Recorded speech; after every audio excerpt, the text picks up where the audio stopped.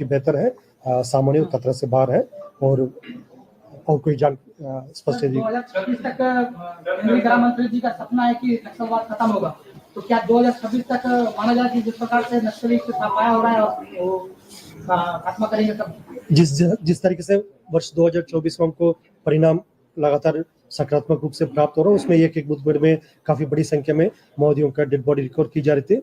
इस सब जैसा आंकड़ा इसकी ओर अंकित करते हैं, हम सही दिशा में मजबूती से आगे बढ़ रहे हैं। और निश्चित रूप से जो आने वाला 1.5-2 साल में जैसा शासन की मंशानुरूप क्षेत्र की जनता का भी इच्छा है नक्सल गतिविधि शुरू कर सकता है।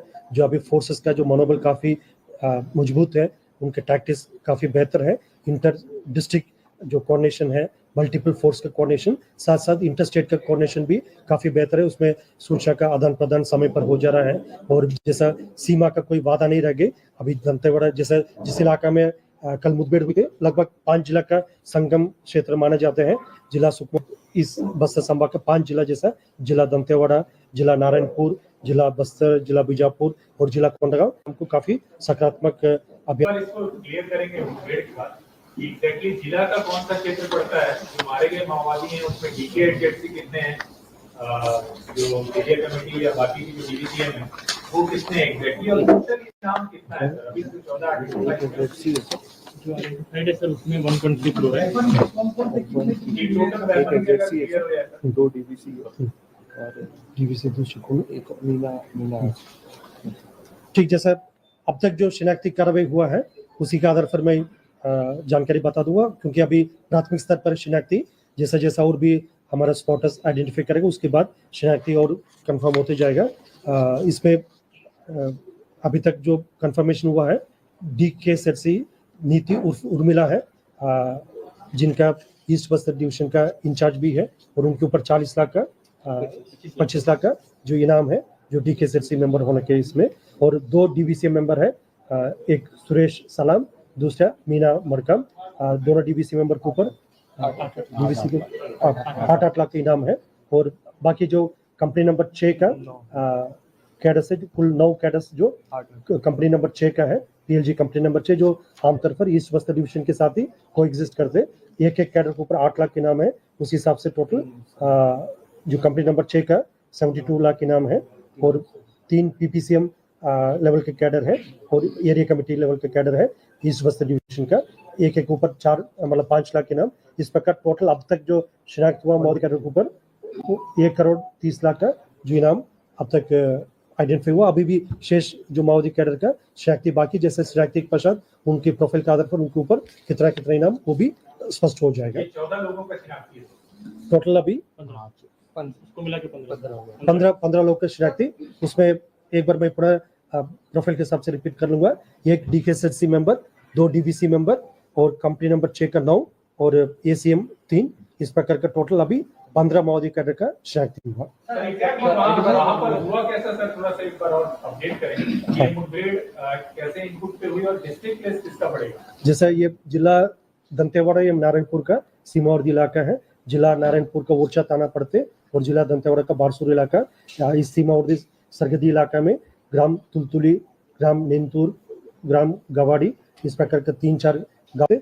DSP प्रशांत देवांगन है। इस प्रकार जो काफी सीनियर लेवल का भी जो लीडर्स के इसमें नेतृत्व कर रहा है, और CRPF का भी आज काफी अच्छा सहयोग रहा है। उनका द्वारा इलाका में रीइंफोर्समेंट टीम्स और बॉर्डर प्रोटेक्शन का भी उनका काफी एक सकारात्मक भूमिका रहा। और जैसा मैं पूर्व में भी बताया था, मतलब जो ऑपरेशन डिटेल्स अभी कुछ चीज सुरक्षात्मक कारण से हम लोग शेयर नहीं कर पाए थे, लेकिन इतना हम पुनः स्पष्ट करना चाहते हैं, जो हमारा DRG टीम्स, STF के टीम्स, CRPF अभी दक्षिण बस्तर इलाका में है, उत्तर बस्तर इलाका में जो BSF है, माड़ इलाके में ITBP है, और इस प्रकार SSB का भी क्षेत्र में तैनात है, और जिला पुलिस बल। इस प्रकार सभी फोर्सेस ने उनकी जितना भी टास्क है, उनकी जितना भूमिका है, काफी हम जिम्मेदारी के साथ, काफी मजबूती के साथ उस भूमिका निभाने के परिणाम स्वरूप अब तक हमको बस्तर संभाग के अंतर्गत वर्ष 2024 में काफी एक सकारात्मक आउटकम प्राप्त हुआ। मतलब पूरा देश में भी देखा जाएगा, मतलब एक कैलेंडर ईयर में, एक ऑपरेशन सीजन में इतना बड़ी सफलता मतलब किसी एक सीजन में मिलना मतलब संभवतः छत्तीसगढ़ राज्य में हुआ है। और आने वाला समय भी हम उतना जानकारी हम लोग समय समय पर अपडेट के रूप में देते रहते। एक सुरक्षात्मक कारण से कुछ समय आप लोग को वेट भी करना पड़ जाते, लेकिन ये विगत कई महीनों से हम लोग ये तरीका अपना लिया था। जो भी इंफॉर्मेशन शेयर करना चाहिए समय पर आप लोग देते।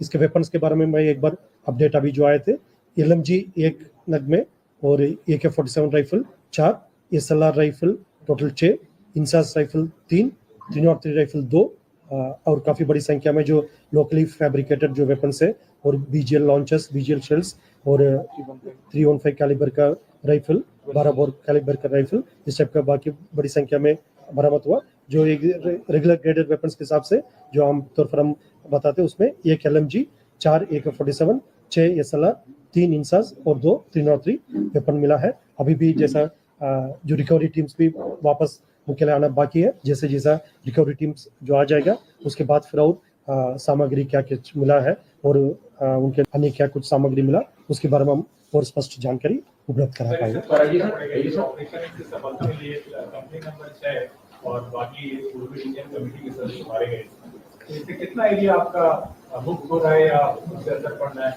किन चीजों पे, जैसे सड़कें हो या बाकी चीजें? हाँ, जैसे 2024 में जो हमें अभियान के पश्चात जो रिकवरीज हुआ है, इसमें यह भी एक उल्लेखनीय बात है, PLJ फॉर्मेशंस के कैडर्स है, यदि PLJ कंपनी हो या PLJ प्लेटून्स हो, इसका अधिक से अधिक संख्या में डेड बॉडीज रिकवर किए थे। एग्जैक्ट आंकड़ा आज का भी शनाख्त होने के बाद हम अलग से शेयर कर लेगा, लेकिन PLJ फॉर्मेशंस के ऊपर काफ़ी प्रभावी रूप से इस वर्ष में कार्रवाई हुआ। बाकी अन्य जो एरिया कमेटी से लेकर DBCM, DKSFC कैडर अभी आज मिलाकर मतलब टोटल 4 DKSFC कैडर का डेड बॉडी रिकवर की गए थे और DVCM और ACM का भी ब्रेकअप हम जैसा फाइनल आंकड़ा आ जाएगा उसमें हम कल और अपडेट शेयर कर लेगा। जैसा इस प्रकार जो बड़ी फॉर्मेशन का कैडर या मिलिट्री फॉर्मेशन कैडर का मुठभेड़ के पश्चात उनका डेड बॉडी रिकवर करना काफ़ी एक प्रभाव पड़ते, मतलब माओवादी की संगठन का क्षति पहुंचते और उनकी गतिविधि में काफ़ी हद तक हम कंट्रोल करने में हमें सफलता प्राप्त हो सकता है। और उनके मनोबल, माओवादी के कैडर का मनोबल पहले से काफ़ी गिरा हुआ और इन सब बड़ी अभियान के कारण से और भी उनका मनोबल में नुकसान होगा। और अभी भी हम ये अपील करना चाहते हैं, माओवादी के पास और कोई विकल्प नहीं है, हिंसा छोड़कर शासन के समक्ष आत्मसमर्पण करे, खुद की जान को भी बचा ले और इलाका में जो शासन के मंशानुरूप इस क्षेत्र की जनता का इच्छानुरूप विकास कार्य हो रहा है और जो शांति व्यवस्था स्थापित करने में सभी ओर से पहल हो रहा है, उसको उनका भी भूमिका हो सकता है।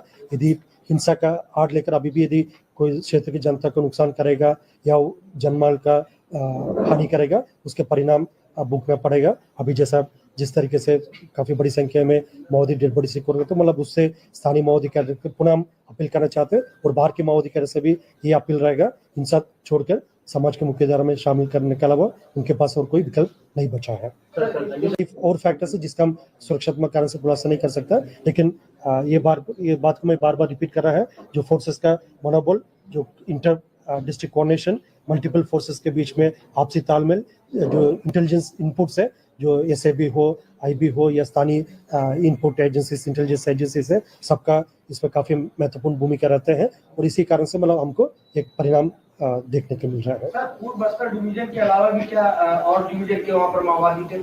और दूसरी चीज, वहाँ पर माओवादियों का जमावड़ा क्या जो था, क्या कोई बड़ी रणनीति बना रहे थे, क्या सूचना थी? जैसा इसके पहले भी PC में मैं बताया था, माओवादी कभी भी कोई अच्छा काम के लिए तो इकट्ठा नहीं होते हैं, वो तो मतलब किसी न किसी प्रकार का कोई साजिश करने के लिए, क्षेत्र की जनता को किसी प्रकार का प्रताड़ना करने के लिए, कोई शासकीय संपत्ति को नुकसान पहुंचाना या किसी के ऊपर हमला करना, सुरक्षा बल को नुकसान पहुंचे, ये उनका इरादा रहता है। उसी काम के लिए वो दिन रात वो लोग दिमाग में साजिश चलते रहते, जो सब उसी किसी में एक कारण के लिए वो इकट्ठा हुआ होगा या उनके आपसी कोई बैठक भी हो सकता है। अभी जैसा जैसा डीब्रीफिंग होगा और भी हमको इनपुट मिलेगा, उसमें और स्थिति स्पष्ट होगा। इस इलाके में जैसा ईस्ट बस्तर डिवीजन का प्रेजेंस रहते हैं, कंपनी नंबर 6 और प्लेटून नंबर 16 का आमतौर पर इस इलाके में प्रेजेंस बने रहते हैं। उसी आधार पर जो हमारा टीम्स ऑपरेशन गए थे उसमें ये रिकवरी हुआ है। मतलब जैसा परिस्थिति है, मतलब अभी तक जो जानकारी मिल रहा है उसमें लगभग अलग अलग क्षेत्र में मतलब सभी फॉर्मेशन मिलाकर कम से कम 60-70 का जानकारी मिल सकता है। मेरे साथ और DIG साहब और SP साहब लोग भी उपस्थित है। यदि कोई पॉइंट मेरे से छूट गए तो फिर आप लोग उसको थोड़ा बता सकते हैं। कोई पॉइंट छूट गया? इसमें 2-3 पॉइंट बोलना चाहूँगा कि जैसे एक रिकवरी तो हमारा है, बट इसमें मेन बात ये भी है कि किसी भी फोर्स में हमें विदाउट कैजुअलिटी हमने ऑपरेशन को कंडक्ट किया, बहुत ही बेहतरीन तालमेल के साथ ऑपरेशन एग्जीक्यूट हुआ है। और मैं बताना चाहूँगा कि उस समय अमावस की रात थी जिस समय फोर्सेस निकली हैं, जहाँ पे देखना मुश्किल हो जाता है, वहाँ पे बरसात में इंद्रावती नदी की उफान पर जवानों ने ट्रैवल किया और वहाँ पे घेराबंदी कर ऑपरेशन लॉन्च किया। और वहाँ बारिश भी हो रही थी, जो जवानों से पता चला। उसके बावजूद जवानों ने अच्छी तरीके से तालमेल करते हुए जो ऑपरेशन उन्होंने कंडक्ट किया है बहुत ही बेहतरीन है। और आगे भी हम लोग ऐसे ही करेंगे, जैसा सर ने बताया कि शासन की जो नीति है उसमें पुनर्वास नीति के तहत या तो सरेंडर करें, नहीं तो फिर अदरवाइज हमारा ऑपरेशन और एग्रेसिव भी होता है। सर क्या कुछ माओवादियों को पकड़ा भी गया? नहीं सर, ये जो इस साल इतने ऑपरेशन हुए हैं और इतने नक्सलियों को आपने मारा है, इससे क्या सरेंडर ट्रेंड हो, उसका कोई असर दिख रहा है? सरेंडर बढ़े हैं पिछले सालों के मुकाबले? जैसा अभी पूरा बस्तर संभाग में देखे जाए थे, वर्ष 2024 में अब तक 706 से अधिक माओवादी कैडर सरेंडर भी किया है। ये जी उसका शेयर करेगा। जैसा अभी बाहर जो वेपन्स वगैरह का भी डिस्प्ले है, जैसा सरेंडर में आप पिछले साल की तुलना में निश्चित रूप से सरेंडर का और अन्य सभी पैरामीटर्स पर काफी पॉजिटिव परिणाम देखने को मिला। स्वागत है। मेरे साथ आज पीसी में डीएजी दंतेवाड़ा श्री कमलोचन कश्यप साहब, एसपी दंतेवाड़ा श्री गौरव राय जी, एसपी नारायणपुर श्री प्रभात और हाँ, थोड़ा शांत रहिए तो सबको सुनाई देगा। थोड़ा पीछे शांत रहिए प्लीज, थोड़ा आपस में थोड़ा शांत रहिए तब सबको सुनाई देगा। शांत हो जाए थोड़ी देर के लिए, तभी सुनाई देगा ना। सर अब सब शांत। ठीक। जिस आज की पीसी में मेरे साथ कमलोचन कश्यप साहब, डीएजी दंतेवाड़ा, एसपी दंतेवाड़ा श्री गौरव राय और SP Narayanpur Shri Prabhat Kumar, SP STF Shri Vijay Pandey और सीआरपीएफ का हमारा झा साहब। और इस अभियान में पार्टिसिपेट किया हमारा additional SP Smritik, DSP Rahul, DSP Prashant और हम अन्य सभी उपस्थित है। आप सब लोग को विदित है, जिला दंतेवाड़ा एवं नारायणपुर के सीमावर्ती ईस्ट बस्तर डिविजन इलाका में थाना ओरछा एवं थाना बारसूर की सरगदी इलाका में तुलतुली, नेंदूर, गवाड़ी, इस इलाके में ईस्ट बस्तर डिविजन कमेटी एवं company number PLJ company number 6 और BLJ प्लेट नंबर 16 एवं अन्य माओवादी की उपस्थिति का आसूचना के आधार पर दिनांक 3 अक्टूबर को DRG Dantewada, DRG Narayanpur, STF team रवाना की गई थी अभियान के लिए। सर्चिंग के दौरान कल दिनांक 4 अक्टूबर को दोपहर से लगातार अनेक बार माओवादी एवं सुरक्षा बल के बीच में मुठभेड़ हुई। मुठभेड़ के पश्चात इलाके के सर्चिंग के दौरान 31 माओवादी का डेड बॉडी कुल बरामद की गए थे। इनमें से 13 महिला माओवादियों का डेड बॉडी और 18 पुरुष माओवादियों का डेड बॉडी है। और जैसा मुठभेड़ के पश्चात आज भी रीइंफोर्समेंट टीम, उसमें सीआरपीएफ के पार्टी भी थे और डीआरजी का अतिरिक्त बल, एसटीएफ का बल, सब आसपास इलाके में पुनः सर्चिंग किया। इस दौरान काफी बड़ी संख्या में वेपन्स द्वारा भी रिकवर किए गए थे। उसमें LMG वेपन, AK-47 इंसाइटी उर्मिला है, VCM सुरेश सालामे है और कंपनी नंबर 6 और प्लेटून नंबर 16 का जो PPCM कैडर का सोनू, अर्जुन, सोहन, बुधराम, अनिल, जनीला, जमली, इस प्रकार फूलो, इस प्रकार कई माओवादी कैडर का शनाख्ती हुआ, जिसका भी हम डिटेल उनके ऊपर क्या क्या रैंक और इनाम कितना है उसका भी डिटेल थोड़ी देर में सॉफ्ट कॉपी में हम शेयर कर लेगा। और आप सब लोग का भी देते मतलब वर्ष 2024 में